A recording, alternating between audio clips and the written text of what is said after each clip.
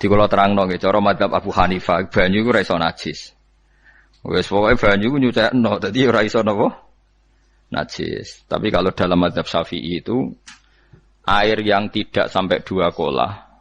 2 kolah niku ukuran 1/4 itu sekira-kira 1 meter persegi.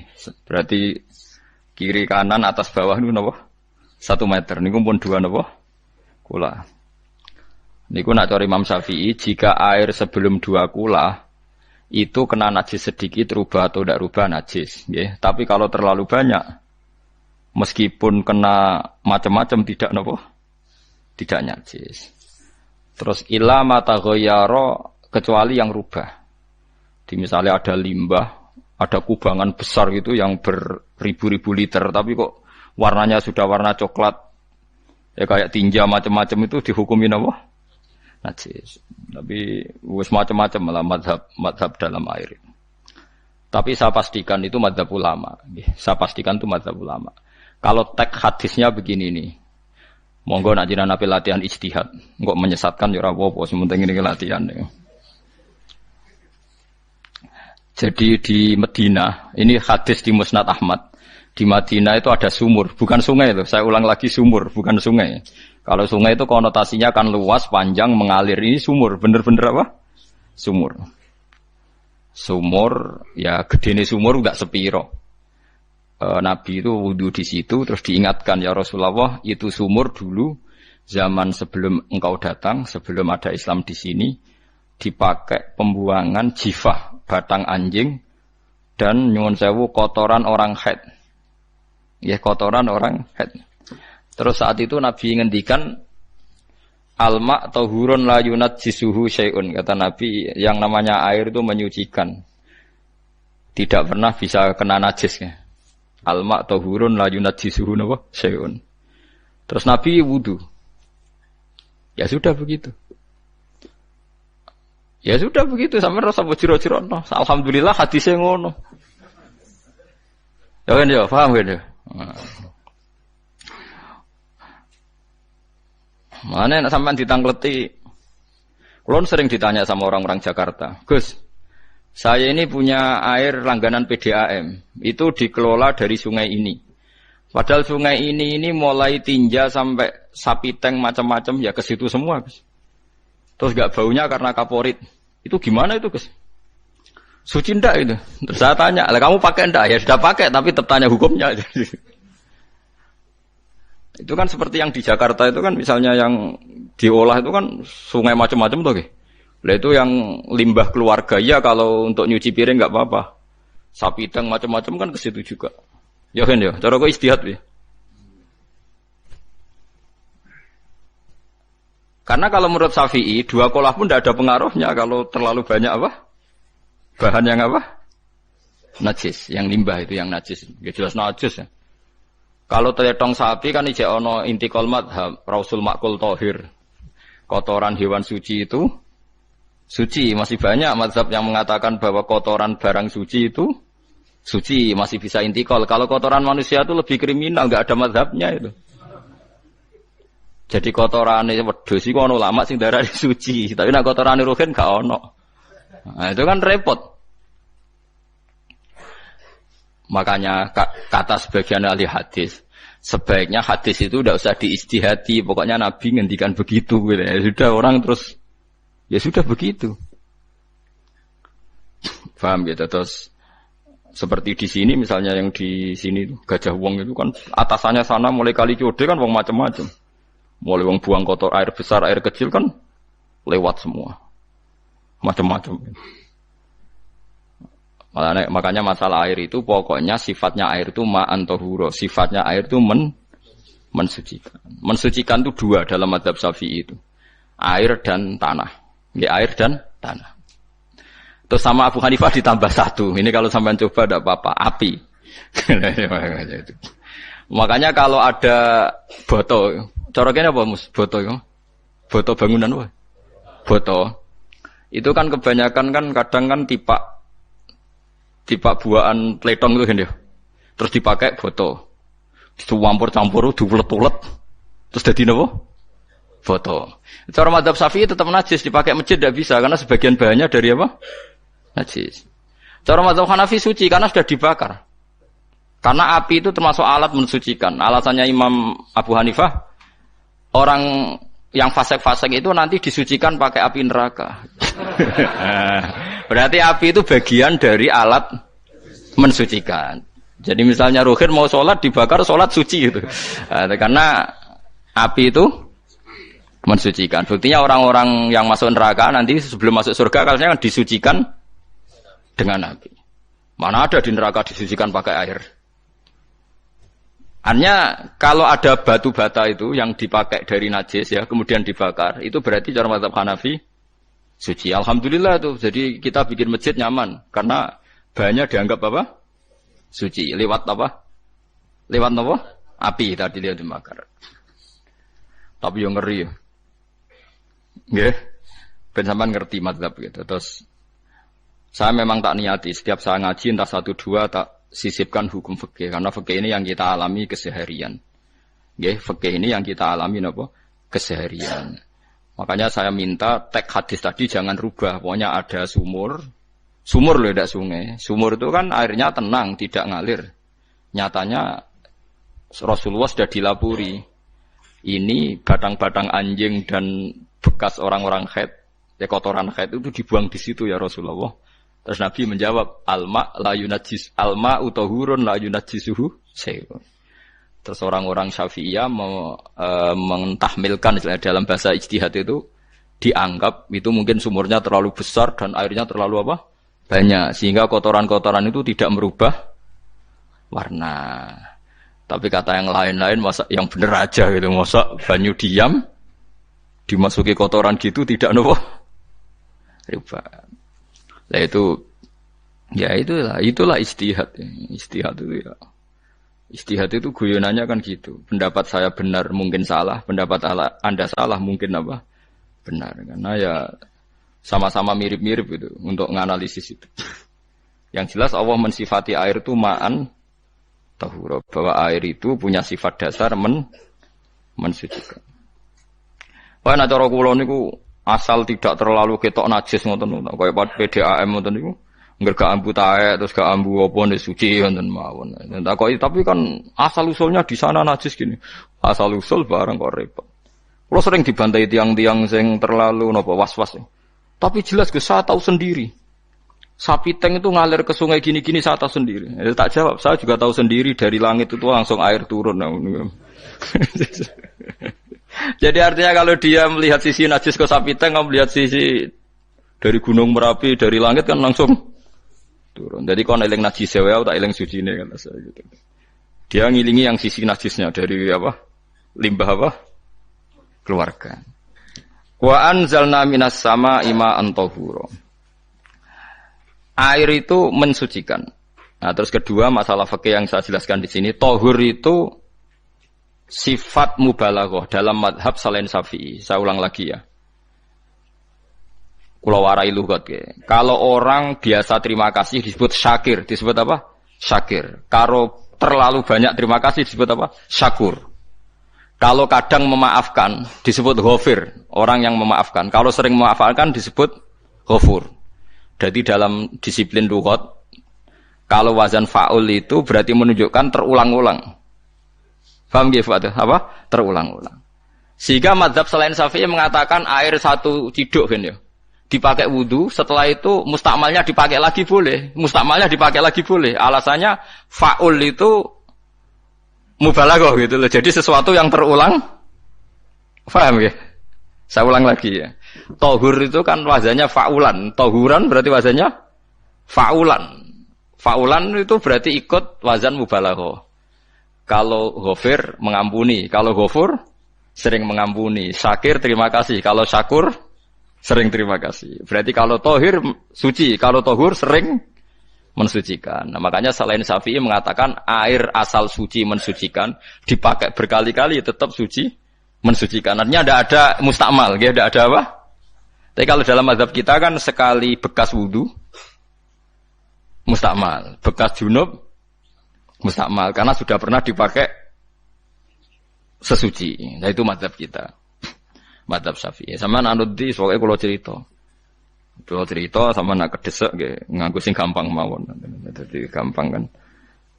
Ya masuk akal karena memang wazan faulan itu untuk tadi untuk litakrir tadi untuk mengulang kayak ghafir nyepuro ghafurun sering nyepuro.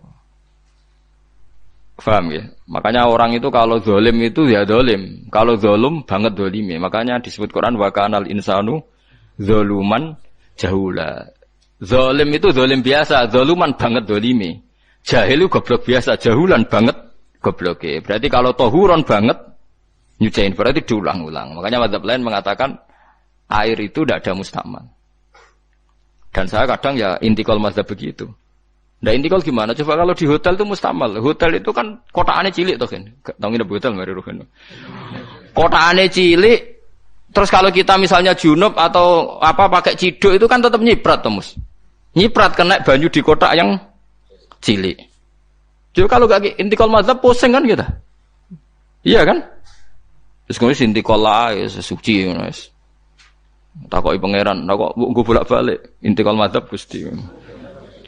Jare sapa jare Gus Pak ngono takoki ngono. Lah kowe muni kowe kok ora takoki malah pusing. Kayak Mbah Khalil Bangkalan itu. Kalau nalkin mayit itu masyhur Mbah Khalil Bangkalan. Tidak nalkin mayit itu.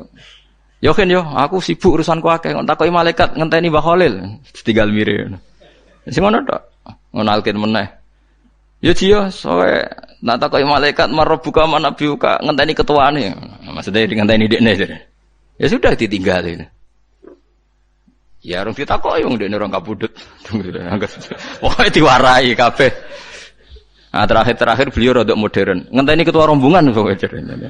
Jadi nanti yang jawab itu ketua rombongan. Tapi aja tiru kan kamu takoki malaikat ngentosi Gus Pak. Aku teko tutuki mawon Gusti. Sewen. Yakin mugorokin ngomong ngoten kula ngomong bukan nakir. Kamu tahu kan tugas standar Anda apa? Ya tugas standarnya bukan nakir nutuki iku wis biasa ae. Biasa nutuki tak kan apa?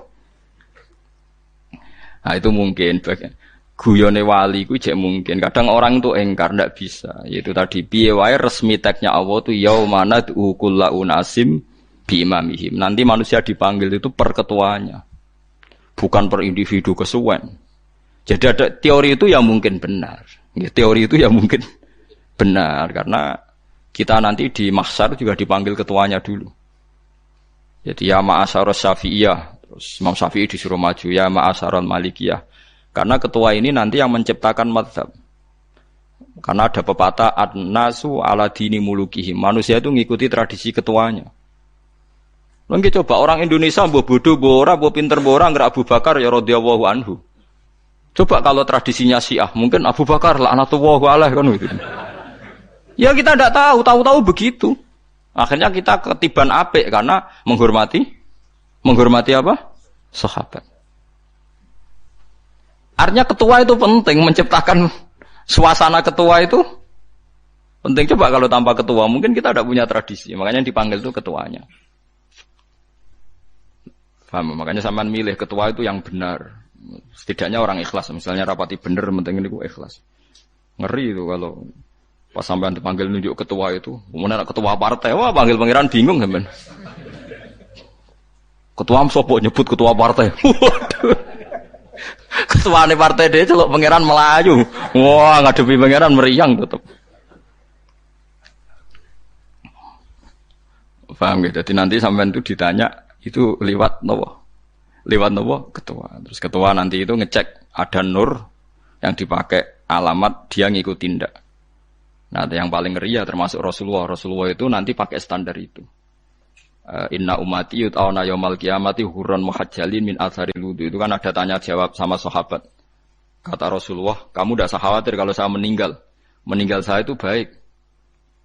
Hayati khairun lakum wa mamati khairun lakum. Saya hidup di antara kalian ya baik, setelah saya meninggal juga baik. Ya Nabi ya unik. Amma hayati fali asunna lakum as-sunan. Kalau saya masih hidup, berarti saya bisa meneladani kamu melakukan beberapa sunnah, beberapa tradisi. Sunnah itu tradisi. Jadi ora kudu artine sunnah iku wajib atau sunat. Buktine ning Quran ana sunnatullah allati sunnatullah fil ladzina khalau min qabl. Jadi sunnahnya, tradisinya Allah menghukumi orang-orang dulu. Itu bisa orang benar, bisa orang tidak apa? Benar. Kata Nabi, kalau saya masih hidup, fali as-sunnah lakum as-sunnan, saya bisa mentradisikan kamu beberapa sunnah, bisa wajib, bisa sunnat. Wa amma wafati ya khairun lakum. Kalau saya sudah meninggal nanti juga bagus. Mergo aku nak SK pundhut jare Nabi aku jejer pangeran. Dadi nak roh kowe apik, saya muji Allah, nak roh kowe elek langsung saya minta ampunan kepada Allah. Dan semua umatku nanti diampuni.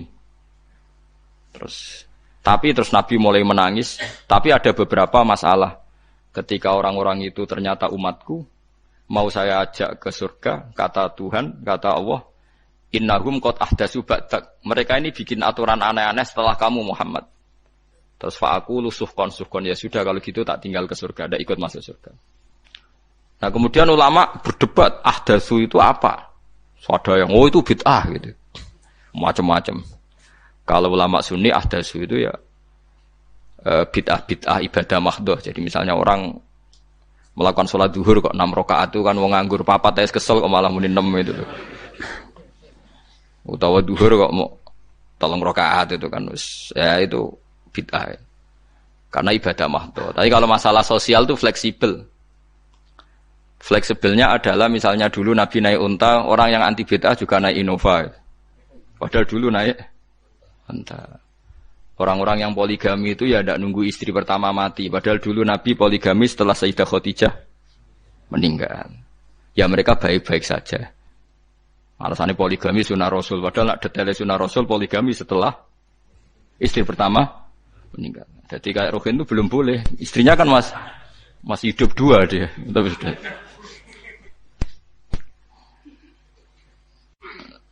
Nah, bukan artinya kalau sampean memaksakan gitu.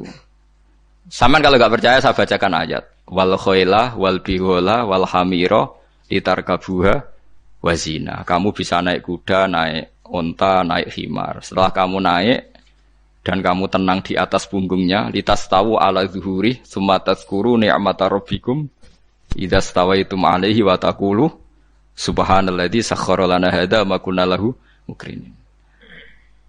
Artinya ketika kita naik unta zaman dulu dan tagnya memang unta, itu terus kamu baca subhanalladzi sakhkhara lana hadza.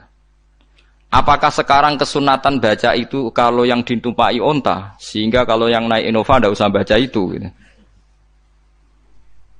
Wah, aku numpakku ora unta kok, dadi ora usah maca subhanalladzi wa sakhkhara lana. Dhisik Nabi maca iku mergo numpake unta. Ya ngajak goblok bareng to, mosok tepuk kanthi begitu tuh. Makanya sensitif, bakas bid'ah Anda itu sensitif. Tidak usah dibahas, biasa saja. Nek senak ra cocok ya diem aja. Sudah, sebenarnya ra cocok kalau sampai ngelakoni tapi tidak usah komentar karena jelimet. Saya pernah ditelepon orang, dimaki-maki. Orang Sidoarjo. Padahal wong Jawa Timur, ya aneh. Kan ada orang matur Rasulullah namanya Abdullah bin Amr. Ya Rasulullah, saya ini kuat puasa terus. Kata Nabi, jangan puasa 1 bulan 3 hari saja itu sama dengan 1 bulan penuh. Karena 1 puasa sama dengan 10. Masih balelo terus termasuk menyangkut Quran. Ya Rasulullah, saya ini tiap hari khatam Quran. Jangan 1 bulan sekali saja baru khatam.